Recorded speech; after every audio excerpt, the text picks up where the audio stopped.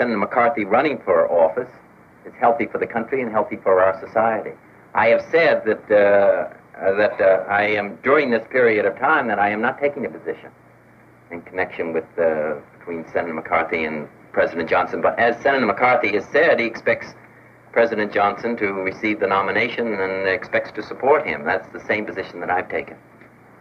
There was a small breakfast at the National Press Club, sponsored by the reporters of the Christian Science Monitor with Bobby Kennedy. Senator Kennedy sat over in this chair, and when he sat down, he looked behind him and he saw the picture of President Johnson on the wall and made some rather amusing comment about the President looking over his shoulder. Right after the senator sat down, one of the members of the group asked this question directly. Senator, it is obvious that you are under great pressure to run for president. How are you responding to this pressure? And the senator laughed and said, badly, badly. Someone asked, how about McCarthy? The senator said, I think his campaign is helping President Johnson. Then the next question. Senator, are there any circumstances under which you would run for president? And his answer was no. I can conceive of no such circumstances. Now later we got into this subject again after an hour of discussion on a number of subjects. Someone said, can't we possibly put this on the record on your position on running for the president? And the senator agreed. His press secretary was there, Frank Makowitz, and Frank Makowitz suggested that if he changed, however, to say foreseeable instead of conceivable circumstances, and the senator agreed. Well, I've been working in Boston getting volunteers from the Boston area to go up to New Hampshire, and this last weekend we had way over 1,000 volunteers just from Boston area alone, and we had to turn these people away because there were just too many volunteers. This approach with the kids broke every standard conventional political rule in the book. We proposed to face the voters of New Hampshire at their front steps with people who were A, too young to vote in most cases, and B, people who were clearly from out of state. You know, we were very concerned about what people said when they got there, too, so we briefed people very carefully about what McCarthy's position on the war was. And we launched right in on the war. I mean, every discussion on the doorstep started with a line about Gene McCarthy is here because he's concerned about the war, and I'm here to talk to you because I'm concerned about the war, and I'd like to talk to you about that. Every house was touched once and then twice. There was a mailing that went, to every house in New Hampshire. The first weekend that we had really literally hundreds of kids coming into the state, I think was in early February. And the Johnson radio advertising began to hit us about Wednesday of that week. And they came on with Senator McIntyre and Governor King saying, this just proves that Senator McCarthy has absolutely no support in New Hampshire. He came to Concord and spoke in Concord, and in that speech, he took an issue which had been created in New Hampshire and put it in a context, and the issue was the pledge card. How many people have signed these so-called loyalty pledges? Well, we don't have an exact count, but it's in the thousands. Some object to it, but most people will sign it. Three parts of the pledge card. One part was to be retained by the person who signed the pledge. The second part was to be mailed to the White House. The other was to be maintained by the state for purposes of contact back.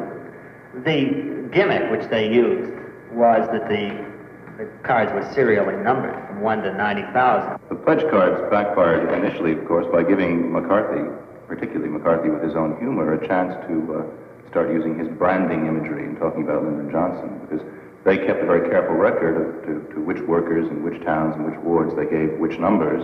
And in turn, if a card didn't come back from somebody, they had that number, and they knew who it was that was not supporting Lyndon Johnson. Johnson ran a very bad campaign in New Hampshire. The only issue that he had in that campaign was to say that to vote for McCarthy was really to vote for Hanoi. Spot number 2. This is Senator Tom McIntyre. Governor King and I are united in our support of President Johnson. Governor King said that Hanoi is watching the New Hampshire primary, and I say that's true.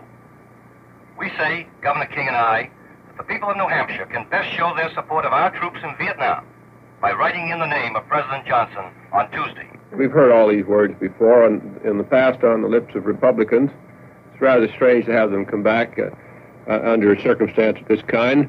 The attempt has been made to frighten this country with communism for nearly 20 years now. First it was Russian communism, which was a limited threat, of course, in Europe and also in Asia, as we know, at the end of World War II.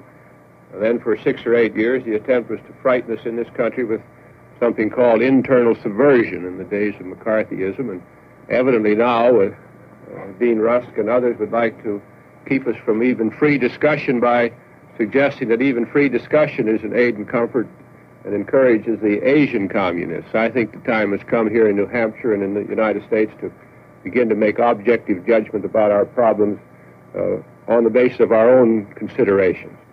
When you broadened out that way, obviously you hit a real nerve. Because even people who were did not feel strongly about the war did feel something was going wrong with this country, that we were going downhill. They were upset about the quality of our leadership, the quality of American life, and we experienced rising taxes and inflation, which we placed a lot of emphasis on. And finally, you can see there was a generalized desire for change that was totally non-ideological. There could be hawks as well as doves, there could be right-wingers as well as left-wingers, and that McCarthy, representing change, could become, and did become for a lot of them, the focal point of this. What has happened is what we said would happen if Barry Goldwater were elected in 1964. I made a speech at Atlantic City. I suppose I ought to ask to have it taken out of the report of that convention, which I said, in the world of Barry Goldwater, the sun was always straight overhead, but the clocks had no hands and the calendars no numbers, and that in that world the pale horse of death and the white horse of victory looked just alike.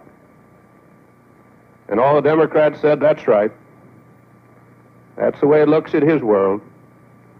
But I think it's beginning to look that way in the world of some Democrats. And we Democrats had better sharpen our sight so as to be able to distinguish between the color of those two horses. In the last 2 days of the campaign, we took every advertisement off the air except one, which was on the air every 30 minutes, every radio station in the state where everybody drives to work. Some states' radio is better than others. New Hampshire's pretty good. And all it said, it didn't mention the war or inflation. It just said, think how you will feel if you wake up Wednesday morning to find that Eugene McCarthy has won the New Hampshire primary, and New Hampshire has changed the face of American politics. Dover, McCarthy 47, Johnson 44, others 8. Why did you do fantastic? Concord, McCarthy 205, Johnson 197. I think he can, I really do. I was a little wary until tonight, but Jesus, he's over 40%, and I think Johnson was claiming maybe 20, and he's got 40%, and just now 43%, and it's climbing. It might go over 50. Well, as a young volunteer worker, what do you think has made the difference here? Well, I think part of the thing was a turn for the worse in the war, in the Tet invasions. But I think the most important thing was the student participation in it.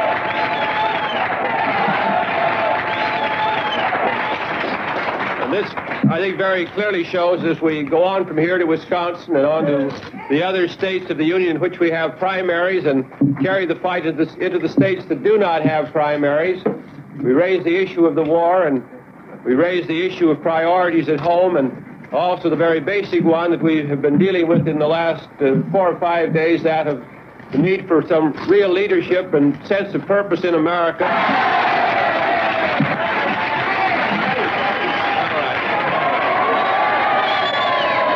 You know, the New Hampshire primaries are unique in politics.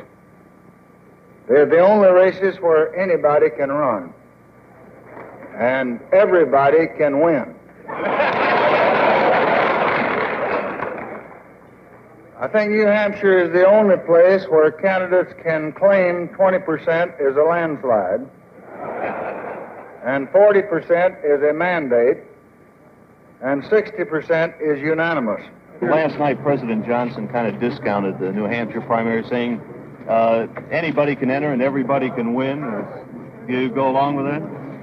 Well, he said everybody can run and everybody can win, I think was what he said, but the next line is from Alice in Wonderland, which is that not everybody deserves the prize, however.